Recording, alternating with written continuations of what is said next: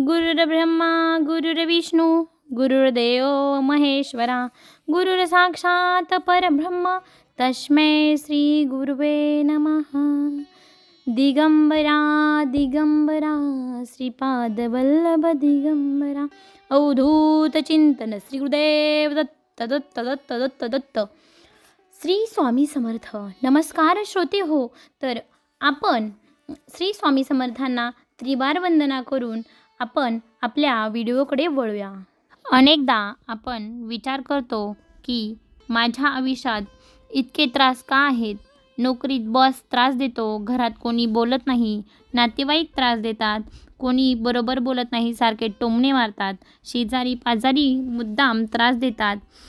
कधी तर आपल्या मनाला तितका ताण येतो की आपण शांत बसू शकत नाही. अशा वेळी आपण देवाकडे धाव घेतो, श्री स्वामींना म्हणजे स्वामी समर्थांना हाक मारतो आणि म्हणतो, स्वामी आता तुम्हीच काहीतरी करा. आणि अशाच एका साध्या पण प्रभावी उपायाबद्दल आज मी तुम्हाला सांगणार आहे. ही गोष्ट खूप लोकांना माहिती आहे, पण योग्य रीतीने योग्य पद्धतीने केली तरच तिचा अनुभव येतो. आणि ती वस्तू म्हणजे आहे काळी कढीपत्ता म्हणजेच कलोंजी जी आहे त्याचं बी. फक्त स्वयंपाकघरात नाही तर लोकांच्या नकारात्मक ऊर्जा कमी करण्यासाठी सुद्धा हिचा उपयोग आपण आज पाहणार आहोत.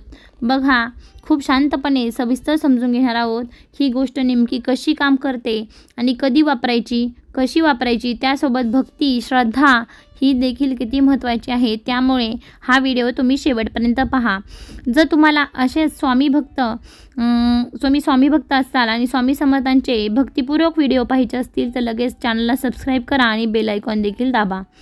बघा, सर्वप्रथम आपण एक गोष्ट समजून घेतली पाहिजे की आपल्या आयुष्यात जे काही घडतंय ते सगळं फक्त इतर व्यक्तीमुळेच होतं असं नाही. कधीकधी आपल्या घरातील वातावरण, आपले विचार, आपली ऊर्जा याचाही त्यावर परिणाम होतो.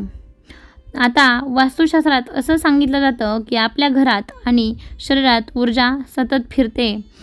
जेव्हा ही ऊर्जा असंतुलित होते तेव्हा घरात भांडणं वाढतात, मन अस्वस्थ राहतं आणि आपल्याला प्रत्येक गोष्ट नकारात्मक वाटू लागते. आयुर्वेदामध्ये देखील दुष्ट दृष्टी म्हणजे नजर लागणे अशा गोष्टींचा उल्लेख आढळतो. आता तुम्ही विचार कराल की हे खरं असतं का?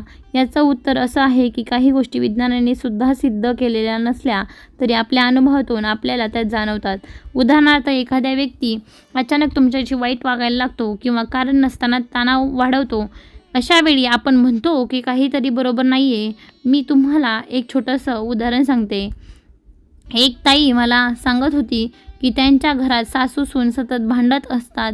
काहीही केलं तरी शांतता येत नव्हती. मग त्यांनी एक साधा उपाय श्रद्धेने केला आणि हळूहळू घरात वातावरण बदलायला लागलं. आता हा बदल त्या वस्तूमुळे झाला की त्यांच्या श्रद्धेमुळे? हे प्रत्येकाचा स्वतःचा अनुभव आहे. पण एक गोष्ट नक्की आहे की श्रद्धा आणि सकारात्मक विचार यामुळे खूप फरक पडतो. आता आपण त्या काळ्या कढीपत्त्याबद्दल थोडंसं समजून घ्या.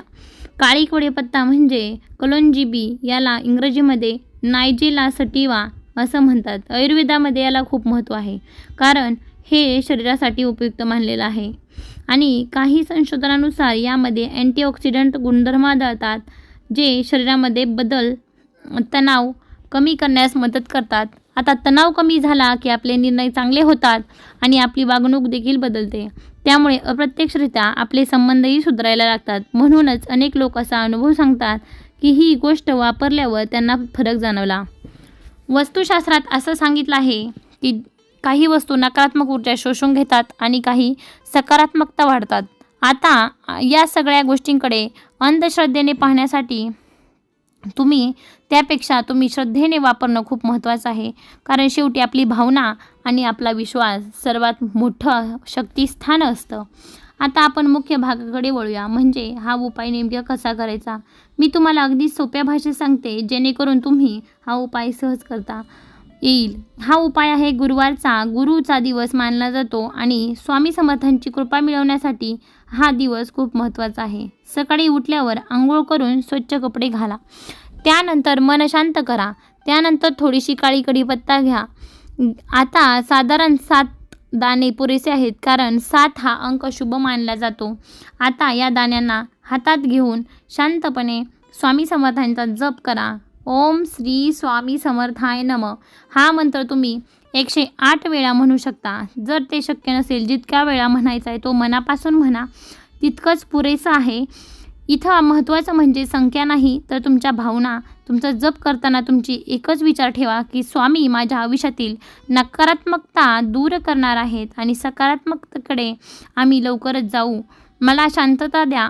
आणि यानंतर 7 दाणे एका काळ्या कपड्यात किंवा लाल धाग्यात बांधा आणि त्यामध्ये चिमूटभर हळदी टाका. हळद ही शुभ मानली जाते आणि सकारात्मकतेचं प्रतीक आहे. आता हे छोटंसं गाठोडं तुम्ही तुमच्या पर्समध्ये ठेवू शकता, घराच्या मुख्य दरवाजाजवळ ठेवू शकता किंवा ऑफिसच्या टेबलवर ठेवू शकता.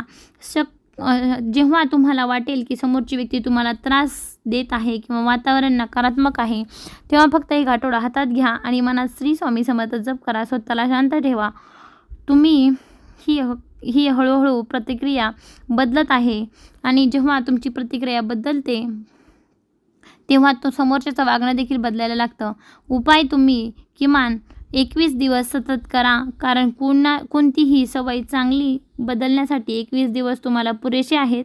तुम्ही फक्त ही वस्तू 21 दिवस नाही, तर तुमचे विचार सकारात्मक ठेवायचे आहेत. कोणाबद्दल वाईट विचार करायचे नाहीत. शक्य तितके शांत राहायचं आहे. स्वामी समर्थांवर विश्वास ठेवायचा आहे. आता काही जण विचारतात की खरंच यामुळे समोरची व्यक्ती बदलते का? तर मी तुम्हाला प्रामाणिकपणे सांगते की कोणालाही आपल्या इशाऱ्यावर नाचवणं हे योग्य नाही. पण जेव्हा आपण स्वतः शांत होतो आणि सकारात्मक होतो, तेव्हा आपलं व्यक्तिमत्व बदलतं आणि लोक आपल्याकडे वेगळ्या नजरेने पाहायला लागतात आणि तिथूनच बदल होतो. मी तुम्हाला काही अनुभव सांगते जे लोक शेअर केलेले आहेत. एक भाऊ सांगत होते की त्यांना ऑफिसमध्ये खूप त्रास होत होता. मग त्यांनी हा उपाय केला. स्वतःला शांत ठेवायला सुरुवात केली आणि काही दिवसातच त्यांचं बॉसचं वागणं बदललं. एक ताई सांगत होती घरात सतत भांडणं, पण त्यांनी हा उपाय केल्यानंतर त्यांनी स्वतःचा राग कमी केला आणि हळूहळू घरात शांतता यायला लागली. वस्तूपेक्षा आपली भावना आणि श्रद्धा जास्त महत्त्वाची आहे. ही वस्तू एक माध्यम आहे जे आपल्या श्रद्धेशी जोडतं. आता शेवट काही महत्त्वाच्या गोष्टी लक्षात ठेवा की कोणत्याही प्रकारची भीती ठेवू नका उपाय करताना आणि कोणालाही वाईट होण्यासाठी हा उपाय करू नका. नेहमी चांगल्या हेतूने हा उपाय करायचा आहे. कोणतीही ॲलर्जी असेल तर काळजी घ्या. उपाय फक्त श्रद्धेने आणि मनशांतीने करायचा आहे. शेवटी एवढंच सांगते, आपल्या आयुष्यात जे काही घडत आहे ते आपल्या पूर्ण कंट्रोल नसतो. आपण इतकं विचार करतो, कसं वागतो हे आपल्या हातात असतं. आपण स्वामी समर्थांवर विश्वास ठेवा.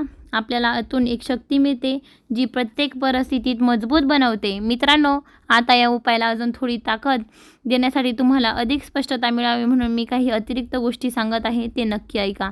सर्वप्रथम वेळेचं महत्त्व खूप मोठं आहे. प्रत्येकांना प्रश्न पडतो की हा उपाय कोणत्या वेळी करायला हवा. तर सकाळच्या वेळी सर्वोत्तम मानली जाते ही वेळ. वातावरण शांत असतं, आपलं मन देखील स्थिर असतं. जर सकाळी शक्य नसेल तर संध्याकाळी सूर्यास्तानंतरही तुम्ही हा उपाय करू शकता. फक्त एक लक्षात ठेवा, मन स्थिर आणि शांत पाहिजे. दुसरी गोष्ट म्हणजे स्वच्छता आणि सातत्य. अनेक वेळा 1-2 दिवस उपाय करतो आणि लगेच परिणाम अपेक्षित ठेवतो, पण कोणतीही गोष्ट सातत्याने केल्यावरच तिचा परिणाम दिसतो. किमान 21 दिवस हा उपाय न चुकता करा. शक्य असेल तर दर गुरुवारी हे गाठोडं बदलून नवीन तयार करा. जुनं गाठोडं तुम्ही वाहत्या पाण्यात विसर्जित करू शकता किंवा झाडाच्या मुळापाशी ठेवू शकता. तिसरी गोष्ट म्हणजे तुमचे शब्द आणि तुमची ऊर्जा. तुम्ही हा उपाय करत असताना मनात राग, द्वेष, सोडाची भावना ठेवली तर त्याचा काहीही परिणाम होणार नाही, उलट परिणाम होऊ शकतो. त्यामुळे स्वतःसाठी आणि इतरांसाठी चांगला विचार करा. स्वामी समर्थांकडे प्रार्थना करून माझ्या आयुष्यात शांतता येऊ दे. जे लोक मला त्रास देतात त्यांच्यातही सकारात्मक बदल घडू दे. आता एक छोटी पण प्रभावी टीप म्हणजे तुम्हाला सांगते, गाठोडा हातात घ्याल तेव्हा मंत्र फक्त जप करू नका, तर स्वतःला मानसिकरित्या मजबूत असल्याची भावना द्या. मनात म्हणा की मी सुरक्षित आहे, स्वामी माझ्यासोबत आहेत आणि कोणतीही नकारात्मकता मला स्पर्श करू शकत नाही. ही भावना तुमच्यात एक वेगळीच आत्मविश्वास निर्माण करते हाच आत्मविश्वास तुमच्या आयुष्यात बदल घडवायला सुरुवात करतो. आणि शेवटी एक महत्त्वाची गोष्ट आहे ती म्हणजे वस्तू किंवा उपाय हा आपल्या जीवनात मदत करू शकतो, पण खरा बदल आपल्या विचारांनी आणि कृतीने होतो. त्यामुळे हा उपाय करत असताना तुमचं वागणं नम्रपणे ठेवा आणि शक्य तितक्या लोकांना मदत करण्याचा प्रयत्न करा.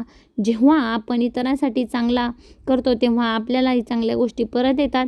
ही अतिरिक्त माहिती तुम्हाला नक्कीच उपयोगी पडेल असा मला विश्वास आहे. आणि शेवटी एक छोटी पण महत्त्वाची गोष्ट सांगते की हा उपाय करताना खूप सारी घाई करू नका, परिणामाची चिंता करू नका. अनेक वेळा आपण आज उपाय केला आणि उद्याच बदल दिसावा अशी अपेक्षा ठेवतो, पण स्वामी समर्थ ही कृपा, श्रद्धा आणि संयमावर अवलंबून असते. त्यामुळे तुम्ही मन शांत ठेवा आणि पूर्ण विश्वासाने हा उपाय करा. त्याचबरोबर रोज फक्त 2 मिनिटे जरी डोळे बंद करून स्वामी समर्थांचा जप करा.